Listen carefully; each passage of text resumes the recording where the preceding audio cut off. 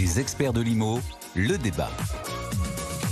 Pas agence artificielle, intelligence artificielle. Franck Letendre, président et cofondateur d'Omni, bonjour. Bonjour. Et à mes côtés également, Cyril Imsisen, membre du conseil de gérance chez Orpi et en charge des sujets innovation et intelligence artificielle. Bonjour. C'est long, je ne sais même pas si ça rentre dans le synthé d'ailleurs. Je n'ai pas demandé à Vénédia qui travaille avec nous. C'est un gros sujet quand même, qui est l'intelligence artificielle. On a beaucoup cru longtemps que c'était un peu de l'esbrouf. Vous êtes tous les deux sur le plateau pour me dire si c'est le cas, dans quel cas ça l'est pas et dans quel cas ça peut effectivement le devenir. Je trouvais que c'était intéressant ce qu'on abordait dans notre Pro de l'IMO, ce sujet de dire attention, l'intelligence artificielle aide, mais ne peut pas tout. Est-ce que c'est là-dessus qu'il faut qu'on aille à peu près sur la morale des débats qui vont démarrer entre nous ? Ne me répondez pas. Oui, non, moi, je peux répondre. Non, mais personne ne m'aime aujourd'hui, j'ai compris. Hein. Non, évidemment, le sujet, c'est pas que l'intelligence artificielle, demain, par exemple, va remplacer le métier d'un agent immobilier. Il ne va pas décider à la place du particulier. Par contre, l'intelligence artificielle, moi, ma conviction, c'est qu'elle peut aider à refondre de manière totale la manière dont on recherche un bien immobilier. Ouais, c'est sur la recherche. Alors, redites-nous d'ailleurs ce que fait Omni précisément, parce que quand même... Absolument. Donc cette conviction, elle s'est transposée dans le lancement d'Omni. Aujourd'hui, il faut bien reconnaître que pour un particulier, acheter, louer ou investir dans un bien immobilier, c'est un parcours du combattant, c'est frustrant, c'est long, c'est chronophage. On consulte beaucoup de sites d'annonces, on s'inscrit à des bases d'alerte, on scrolle. Enfin, voilà, c'est frustrant, c'est pas efficace. En parallèle de ça, vous le disiez, l'IA est arrivée, on en parle beaucoup dans toutes les couches de la société. Ouais. Par contre, elle refond. Elle transforme en profondeur la manière dont on cherche l'information, dont on prend des décisions. En plus, ouais. En fait, elle donne des clés de lecture qui sont nouvelles, elle aide à prendre des décisions plus éclairées et elle change aussi la relation qu'on a avec des entreprises. Donc en fait, Omni est né de cette conviction. En fait, le particulier, quand il cherche, il n'a pas besoin de voir plus d'annonces, il a besoin d'être compris. Et c'est là qu'Omni est né. Vous expliquez à Omni, comme vous le feriez par exemple à un chasseur d'appartements, votre projet, parce qu'un projet, c'est pas des cases à cocher ou des... Je l'explique, voilà. Je parle à mon IA, j'explique à mon IA, je lui parle de ce qui est important pour moi. Certaines personnes, c'est la proximité des commerces et des écoles, d'autres, c'est la proximité du lieu de travail. Voilà, il y a plein de contraintes. Un projet de vie, ça peut être une recomposition familiale, un divorce, une mutation, enfin voilà, tout ce qui va faire votre projet, vous l'expliquez. Et l'IA, elle n'est pas là pour vous présenter 250 000 biens, elle est pour trouver les 3, 4, 5 qui vous correspondent et vous mettre en relation directement avec le professionnel qui a le mandat de ce bien. Et ça, Cyril, chez Orpi, c'est typiquement quelque chose qu'on faisait, mais pas très bien, sans l'intelligence artificielle ? Alors oui, aujourd'hui, en fait, nos clients perdaient beaucoup de temps, finalement, à aller sur des portails divers et variés, à cocher des cases, sélectionner des filtres. L'erreur est possible. Et puis, il n'y a pas tous les filtres qu'on recherche. Il n'y a pas tous les filtres absents. Donc, nous, on a pris conscience très tôt. Et déjà, l'année dernière, on en parlait là sur le plateau. On avait lancé déjà le premier agent conversationnel sur ChatGPT qui était en capacité de vraiment prendre en charge ces problématiques immobilières. Depuis, on a beaucoup travaillé sur le sujet parce qu'on croit vraiment fermement qu'on doit faciliter l'accès au logement. Donc, on doit faciliter la recherche, elle doit être plus efficace. Et qu'effectivement, quand on explique très concrètement à une IA son projet, il est capable de le retranscrire à l'agence immobilière d'une manière beaucoup plus efficace. C'est-à-dire que finalement, on récupère beaucoup plus d'informations pour être beaucoup plus pertinent dans la recherche. Mais c'est ça le sujet aussi, messieurs, c'est qu'en fait, ce qu'on a beaucoup dit sur l'intelligence artificielle au sens large pour tous les métiers, mais qui est effectivement aussi vrai pour les métiers de l'immobilier, c'est de se dire, ces sujets qui sont, cette recherche qui est chronophage pour l'acheteur, elle est aussi finalement pour l'agent immobilier derrière et de se dire, bon, il va falloir que je trie. Alors lui, il m'a demandé si, ça. Si l'intelligence artificielle m'aide moi particulier, mais aide aussi l'agent, le travail en amont est déjà fait, il n'y a plus qu'à faire votre vrai métier, c'est aussi ça l'idée en fait. Alors, moi je pense que si la recherche immobilière est améliorée grâce à l'IA, ça va profiter à tout l'écosystème immobilier, y compris aux professionnels. Les professionnels, on sait qu'aujourd'hui, lorsqu'ils reçoivent des demandes de contact, il y en a 80-90% qui ne sont pas exploitables. C'est des gens qui sont curieux, qui ne sont pas avancés dans leur projet, qui ne savent pas exactement ce qu'ils veulent, qui ne sont pas éligibles à certains types de produits. L'IA, elle peut aider. Elle peut orienter quelqu'un qui cherche une location pour acheter dans du neuf, par exemple, en l'aidant. En fait, ce que vous voulez dire, c'est que là, je peux par exemple raconter mon cas perso à l'intelligence artificielle version Omni en disant voilà, moi aujourd'hui je suis locataire, j'ai pas assez de chambres pour mes enfants, j'ai tant de capacité de loyer, mais est-ce qu'il y aurait peut-être la possibilité d'acheter pour des mensualités équivalentes? Enfin, je peux aller jusque-là dans l'explication de mon projet immobilier. On a déjà de nombreux cas, effectivement, de gens qui se posent même pas la question parce qu'ils savent pas qu'ils sont potentiellement éligibles. Il y a de la TVA réduite, il y a des frais de notaire réduits, il y a des zones qui sont éligibles à des logements neufs. Et donc, vous faites votre recherche de location, ça vous sort des résultats. Parfois, ça n'en ressort pas parce que vos critères sont trop restrictifs. Et peut-être un jour, 2 jours, une semaine plus tard, notre IA va vous contacter en disant il y a un bien, il y a un programme dans la ville d'à côté qui correspond en tout point à ce que tu cherches. Est-ce que ça t'intéresserait qu'on reprenne Même si au départ, j'ai fait une recherche pour de la location, par exemple. Par exemple. Mais Donc, si les résultats sortent ça va être aussi avec cette capacité de proposer des circuits immobiliers, des parcours immobiliers alternatifs. Exactement. Quelqu'un qui cherche à investir, voilà, dire moi je veux un taux de rendement locatif de 6%, trouve-moi les villes dans lesquelles il y a les meilleurs rapports qualité-prix sur du T2 de 50 mètres carrés, et l'IA va commencer sa recherche comme ça. En fait, le point de départ, il est complètement ouvert. Je me mets à la place de vous, Cyril, je me dis waouh, c'est génial. Il y a des limites à tout ça, parce qu'en fait, la question, c'est du coup, c'est pas méchant, hein. Vous servez à quoi? Alors, en fait, notre métier, c'est d'accompagner les gens. C'est vraiment de les rassurer, de leur expliquer le bien qu'ils vont acheter, qu'ils vont louer. C'est vraiment d'être dans l'accompagnement de l'humain. Donc, tout ce que l'IA fait nous permet de gagner du temps, d'aller plus vite et de pouvoir prendre plus de temps, finalement. Pour l'humain. Pour s'occuper des gens. Mais c'est important ce que vous dites, parce que moi, je me souviens au moment du Covid, avec les visites virtuelles qui se sont développées, etc. Moi, je me souviens d'un coup de gueule d'un de vos concurrents, en l'occurrence, c'était le réseau L'Adresse, c'était Brice Cardi, qui disait, mais de toute façon, à la fin des fins, les gens, ils veulent voir, ils veulent venir. Enfin, c'est le projet d'une vie, quoi. Est-ce que c'est pas là où, justement, les limites de l'intelligence artificielle, c'est que quand on parle de projet de vie tel qu'est l'immobilier, l'achat immobilier, il y aura toujours besoin d'humain, en fait, à la fin. Toujours, et une IA aujourd'hui ne saura jamais lire l'inquiétude dans les yeux d'un client, les rassurer sur certaines choses. Elle va répondre, effectivement, elle va avoir un spectre large qui va lui permettre d'agréger beaucoup de données et d'arriver au résultat, mais à un moment donné, il n'y a qu'un humain qui peut faire le travail d'accompagnement réel et concret avec un client. Et nous, chez Orpi, vraiment, on en est vraiment plus que convaincus. L'IA doit accélérer les choses, doit faire en sorte qu'on gagne du temps, que le client se perde moins sur Internet, 1000 portails, etc. Et qu'on puisse aller finalement à l'essentiel des choses, qui c'est de loger ses clients. Et moi, j'ai une question, alors justement pour essayer, après je voudrais qu'on aille sur l'anticipation sur la deuxième partie de nos échanges, mais d'abord sur cette recherche, est-ce que il n'y a pas un autre sujet autour de l'IA sur, alors je ne dis pas que les agents immobiliers n'ont pas autant de cordes à leur arc, mais sur tout un tas de choses auxquelles vous n'avez pas forcément immédiatement la réponse. Vous l'abordiez rapidement, Franck, l'idée par exemple, est-ce que je peux obtenir mon crédit immobilier?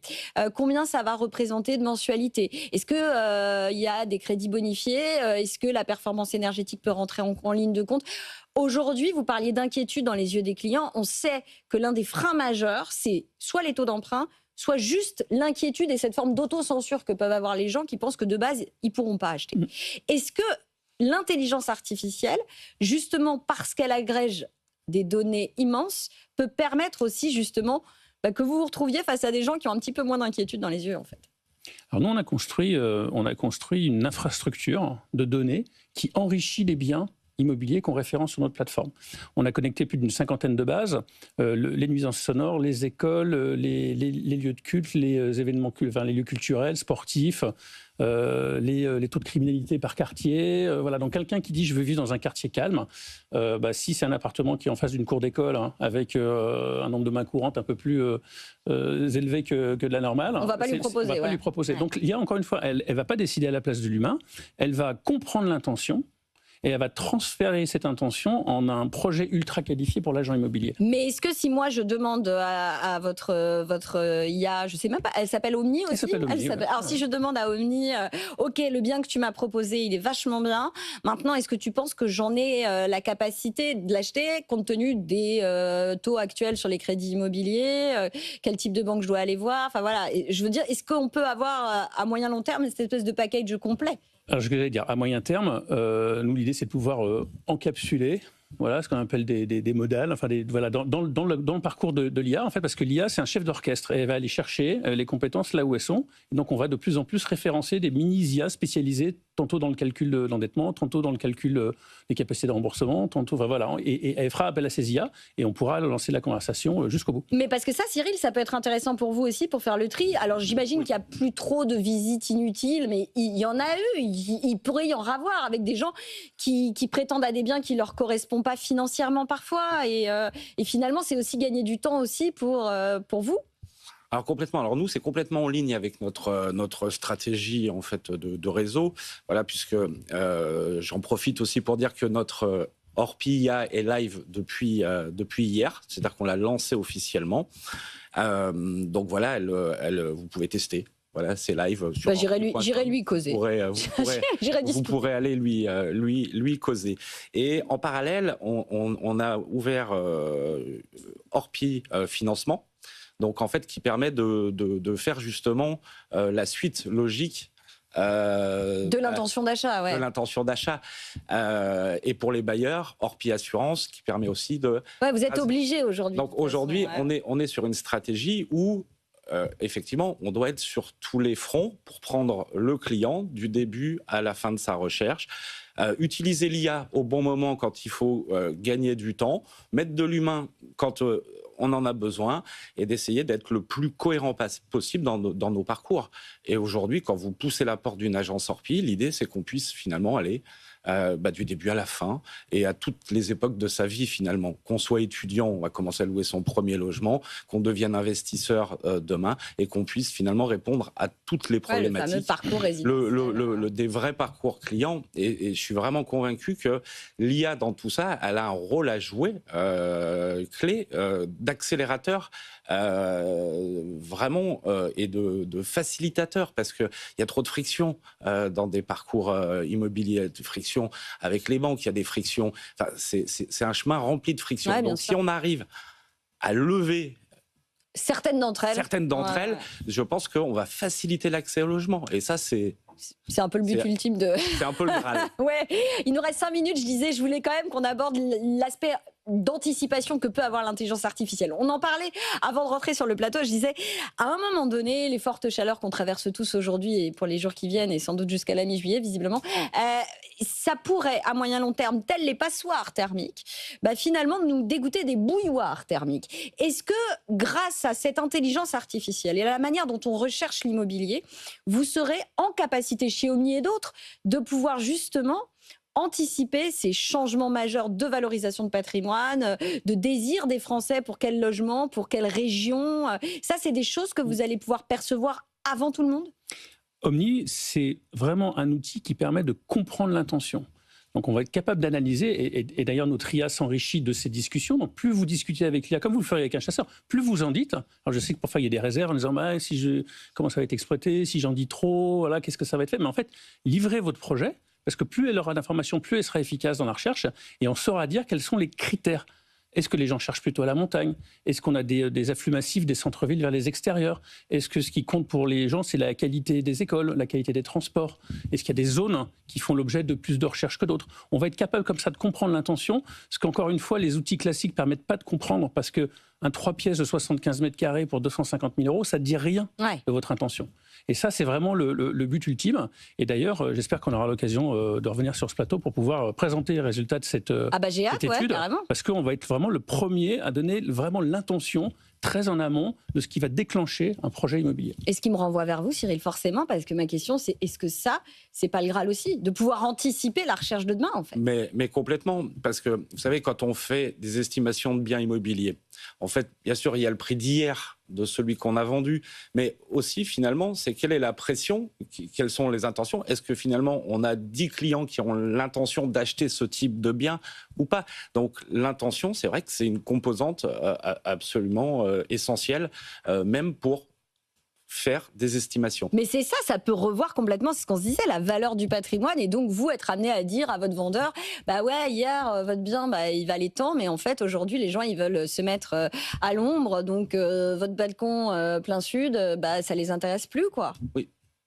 Ça les intéresse plus et ils préfèrent avoir un balcon si à l'ombre, bien sûr, au contraire, puisque à cause de la chaleur. Oui, mais c'est ça, plein sud, je disais plein sud. Là, la question, c'est en gros, est-ce que vous allez pouvoir aussi vous servir de ces données-là en disant, voilà monsieur, on s'était dit qu'il valait tant, en fait, il en vaut 20 000 de moins, votre logement, parce que, et je peux vous montrer les recherches grâce... En fait, est-ce que ça peut vous servir aussi d'argument? On sait à quel point ça avait été compliqué au moment de la crise inflationniste liée de la guerre en Ukraine, de négocier avec les vendeurs en leur expliquant que leur prix valait plus qu'il valait 6 mois plus tôt. Est-ce que là, ça peut vous aider aussi dans ça? Complètement, puisque avant, entre guillemets, on arrivait à détecter les intentions sur des choses très larges. L'année de construction, est-ce que c'est tendance d'acheter dans les immeubles haussmanniens à Paris? On arrivait, mais c'est des très grandes généralités. Donc là, on va pouvoir rentrer en finesse sur ces sujets-là. Et je pense qu'on va vraiment gagner en fiabilité sur les estimations à partir du moment où on comprend l'intention, on comprend la volumétrie de clients qu'on peut adresser sur ce type de bien. Bah oui, ça va avoir un impact sur le prix. Entre un appartement où vous avez potentiellement 100 acheteurs et un autre où vous en avez 2 parce que les critères ont changé et ça ne correspond plus, bah le prix sera nécessairement impacté. Donc plus on comprendra et plus on sera fin dans cette analyse-là et plus on sera bon en estimation et en valorisation du patrimoine. Mais ça va être dingue, ça, parce que je me dis, effectivement, quand on sait que son annonce, elle a été, entre guillemets, demandée à l'IA 0 fois, alors que celle du voisin, et vous allez être en capacité de dire aux agents IMO... Alors d'ailleurs, petite question, parce qu'il nous reste qu'une minute, il ne faut pas repartir, je suis désolée, c'est toujours trop court. Comment ça se passe pour servir d'Omni? Parce que j'ai bien compris, Orpi, je vais sur l'appli, ça fonctionne tout seul. Vous allez sur orpi.com et vous avez recherche IA et vous pouvez, vous avez votre prompt à faire et puis c'est parti. Et si je veux faire donc plusieurs amis, donc si je veux aussi être ami avec Omni, ça se passe Omni.fr, on va sur le site ou sur l'application, on peut télécharger Omni sur son mobile et on commence à discuter. Vous allez voir, quand vous allez sur Omni, on ne voit pas d'annonce, on n'est pas là pour présenter des annonces, on est là pour engager une conversation, on inverse la tendance, on ne part pas des annonces pour trouver des gens que ça intéresse, on part de la personne, comprend ce qu'elle veut et on lui présente les annonces.